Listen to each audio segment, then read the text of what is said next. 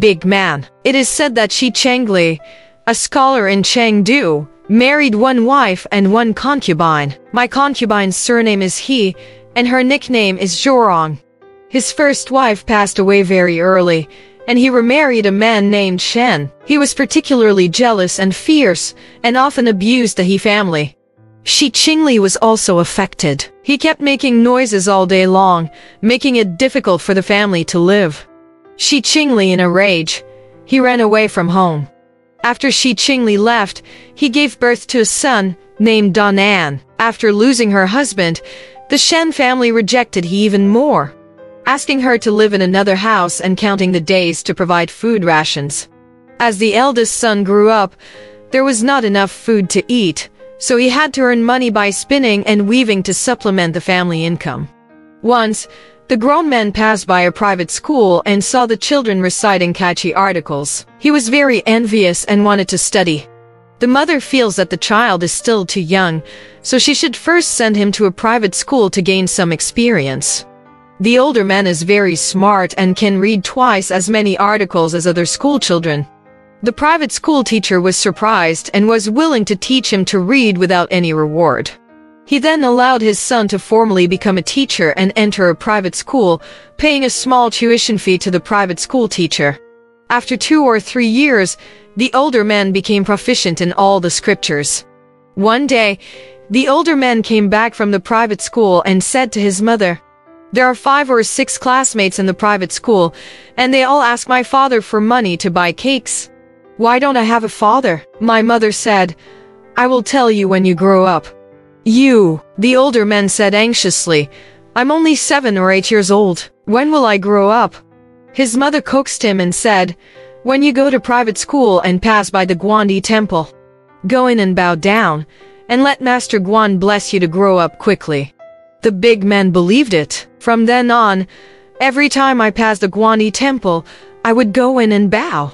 When the mother found out, she asked, "What are you wishing for?" The older man smiled and said, "I only wish, Mr. Guan, that I will be as old as 16 or 17 next year." The mother laughed at her son's innocence. But strangely enough, from then on the big man grew rapidly in stature and knowledge. By the time he was 10 years old, he already looked like he was 13 or 14 years old. A pen can be turned into an article, and even the private school teacher cannot change a single word. One day, he said to his mother again, "In the past, you said that when I grew up, you would tell me where my father was. Can you tell me now?" His mother shook her head and said, "Not yet. Not yet." More than a year later, the eldest man seemed to be an adult. Yiji asked about his father's whereabouts.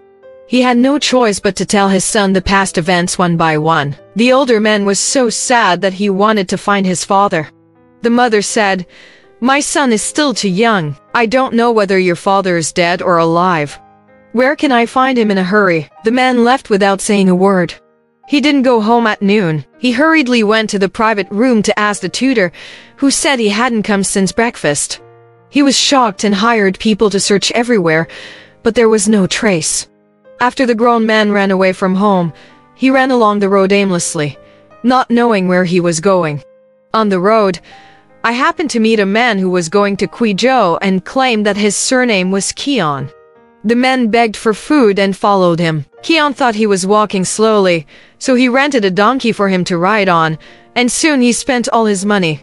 When they arrived in Guizhou, Qian secretly drugged the food while they were having dinner. After eating it, the grown man passed out and became unconscious.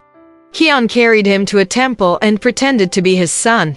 He got sick on the way and spent all the travel expenses, so he was willing to sell him to a monk to earn some money. When the monks saw that the man looked good, they all rushed to buy it. After Qian got the money, he left in a hurry.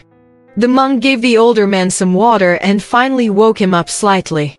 After the elders in the temple heard about this incident, they went to visit the elder and were surprised by his appearance. After asking in detail, they learned what had happened. I felt very sorry for him, gave him travel expenses, and let the man go. There was a scholar from Luzhu, surnamed Zhang, who failed in the exam and returned. On the way, he met the elder man and asked him why. He praised him very much for his filial piety to his father and took him with him. When I went to Luzhu, I let the older man live in his own home. For more than a month, I made many inquiries and inquiries. Someone said that there was a businessman named Shi in Fujian. The man said goodbye to Zhang Shuke and went to Fujian. Zhang Shuke gave him clothes, shoes and hats, and people in the same village also chipped in to support him, so the grown man hit the road again. On the way, I met two cloth merchants who were also going to Fujian and invited the older man to go with them. After walking a few miles, the cloth merchant spied that there was money in the big man's money bag. So he led him to a deserted place, tied his hands and feet, and snatched the money bag away. There happened to be an old man named Chen from Yangfu County, Fujian Province. He was passing by and found the big man. He untied the rope for him and transported him to his home in a car. Old man Chen was extremely wealthy, and most of the businessmen from various places came from his sect. The old man asked businessmen traveling from north to south to look for Shi Qingli on his behalf. He also kept the elder man and asked him to accompany his son to study. From then on, the eldest son lived in old Chen's house and never wandered out. However, this place was too far away from Chengdu, and it became increasingly difficult to communicate with his hometown. After He Shurong lost his son, he lived alone for 3 or 4 years. Mr. Shen increasingly reduced the amount of money he paid her, hoping to force her to remarry. But he was determined not to marry. Shen then forcibly sold her to a Chongqing businessman. The businessman took her to his home. At night, he hurt himself with a knife. The merchant did not dare to push her any further, and after she recovered from her injuries, he sold her to a merchant in Yanting. After arriving in Yanting County, he still preferred death and stabbed himself in the heart with a knife. As a result, internal organs were seen from the wound. The businessman was so frightened that he had to apply medicine to treat her injuries. After recovering from the injury, he asked the businessman to let her become a nun. The businessman said, "I have a colleague who was born unable to have sex and has always wanted to find a woman to take care of the housework. This is no different from becoming a nun, and it can also help me save a little money." He agreed. The businessman took her there in his car. Entering the gate, fellow businessmen came out to greet him. When he saw it, he was actually filled with laughter. It turned out that Shi Qingli had already given up riding and engaged in business after running away from home. The Yanting merchant wanted to give the He family to him because he had no wife. When the two met, they were filled with sorrow and joy, and each recounted their experiences and sufferings after their separation. Only then did Shi Qingli learn that there was a son who had been looking for him and had not returned home. He asked fellow merchants to interview the big man on his behalf. From then on, his wife changed from Shi Qingli's concubine to his legitimate wife. However, he had experienced many hardships in the past and contracted various diseases. He could no longer work, so he persuaded Shi Qingli to take a concubine. Shi Qingli learned from the previous experience and did not want to marry again. He said, "Don't worry, if I want to compete with someone else for my bed, I've already had children with someone else for a few years. How can I still be with you today? Besides, the suffering others have imposed on me in the past my heart still hurts. How can I inflict suffering on others again?" Shi Qingli then asked a colleague to buy himself a concubine in his 30s. More than half a year later, my colleague bought my old concubine back.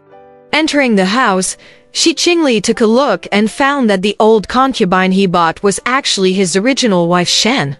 Shen also recognized Shi Qingli, and both of them were horrified. It turns out that Shen lived alone for more than a year after her husband ran away and sold he. Her brother Shen Bao asked her to remarry, and Shen obeyed her brother. However, the property was occupied by the nephews of the Shi family, and Shen was not allowed to sell it. Shen had no choice but to sell her things and bring them to her brother's house for hundreds of taels of silver. There was a businessman from Beonyang. Hearing that Shen's dowry was rich, he lured Shen Bao with a large sum of money and married Shen. Unexpectedly, The businessman is old and useless and can no longer have sex in bed. Mrs. Sheng resented her brother and became restless at home. She hanged herself and threw herself into a well, making the businessman unbearable. In a rage, the merchant plundered all her belongings and wanted to sell her as a concubine. Unexpectedly, people thought that Sheng was too old and didn't want her. Later, when the businessman wanted to go to Guizhou, he took Sheng with him. He happened to meet Shi Qingli's colleague who wanted to buy his old concubine. As soon as the two reached an agreement, the businessman sold Sheng and left. When Mrs. Sheng saw Shi Qingli, she was ashamed and afraid, and said nothing. Shi Qingli asked his colleagues and found out what happened. Then he said to Mrs. Sheng, "Suppose you marry a mature man in Beiyang, we will never see each other again. This is only a few days. But what I bought today is a concubine, not a wife. You can meet me first, Zhuorong. Please do me the courtesy of a concubine." Sheng thought this was a shame for herself and was unwilling to do so. Shi Qingli scolded, "How did you get to be the principal wife in the past?" He quickly tried to persuade her not to do so, but Shi Qingli refused to give in. He picked up a stick and forced Sheng to salute. Sheng had no choice but to pay homage to he. But from then on, he never bothered to flatter Mr. He and worked in another house. Mr. He tolerated everything and didn't have the heart to check whether she was diligent or lazy. Whenever Shi Qingli drank and chatted with Mr. He would always ask Miss Sheng to serve on one side. Mr. He always asked her maid to take her place instead of letting her serve in front. Once, Chen Saizong became the magistrate of Yanting County. Shi Qingli had a small dispute with a person from the same village, and the person went to the county government office to accuse him of forcing his wife to be a concubine. Magistrate Chen denied the complaint and drove the men out of the lobby. Shi Qingli was very happy. He was praising the county magistrate's kindness with Mr.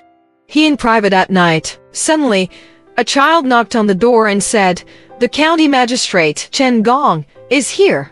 Shi Qingli was very frightened and hurriedly looked for clothes and shoes. The county magistrate had already arrived at the bedroom door. Shi Qingli became more and more frightened and confused, not knowing what to do. He looked at the county magistrate carefully, then hurried out and said, "This is my son Danan." She burst into tears as she said this. County Magistrate Chen also lay on the ground and choked with grief.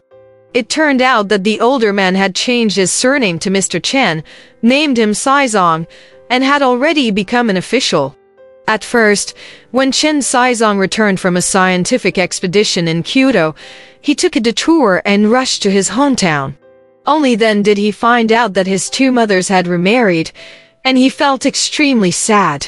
When the people of the same clan learned that the former eldest man had become a noble man, they returned all his property and houses. Chen Saizong left servants to run the business, hoping that his father would come back one day, so he returned to old Chen's family in Fujian. Soon, Chen Saizong was appointed magistrate of Yanting County, but he was determined to find his parents again and wanted to resign. Old man Chen tried hard to dissuade him before giving up. A fortune teller happened to come, and Chen Saizong asked him to tell his fortune. The fortune teller made the final calculation and said, "The small one will be the big one. The small one will be the long one. If you ask for a male, you will get a female. If you ask for one, you will get two. If you become an official, you will be lucky." Chen Saizong heard about it and went to Yanting to take office. Because he couldn't find his parents, he vowed not to eat meat while living in the palace. On this day, a villager filed a complaint and saw Shi Qingli's name written in the complaint. Chen Saizong was secretly surprised and secretly sent his confidants to investigate carefully. It turned out to be his father. So he went to visit her privately incognito late at night, and unexpectedly found her mother as well, which made her believe even more in the fortune-telling god.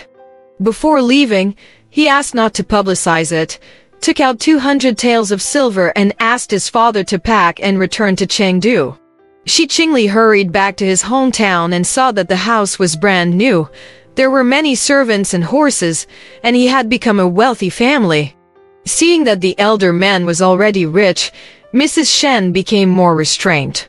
Her brother Shen Bao thought it was unreasonable and filed a lawsuit to fight for his sister's position as his legitimate wife. When the government found out the truth, they were furious and said, "You are greedy for money and asked your sister to remarry. You have already had 2 husbands. How can you have the nerve to fight for the position of your legitimate wife?" Shen Bao was whipped severely. From then on, the names of he and Shen became increasingly clear. Mrs. Shen treats Mrs. He as her younger sister, and Mr. He is also happy to treat her as her elder sister. She never monopolizes her clothes and food. At first, Shen was afraid that she would take revenge, but now she feels even more regretful. Shi Qingli also forgave Shen's past mistakes and asked her family members inside and outside to call her mother-in-law. But she could not be given a title like his legitimate wife. Alright, this story has come to an end. If you liked it, please give it a thumbs up. Thank you.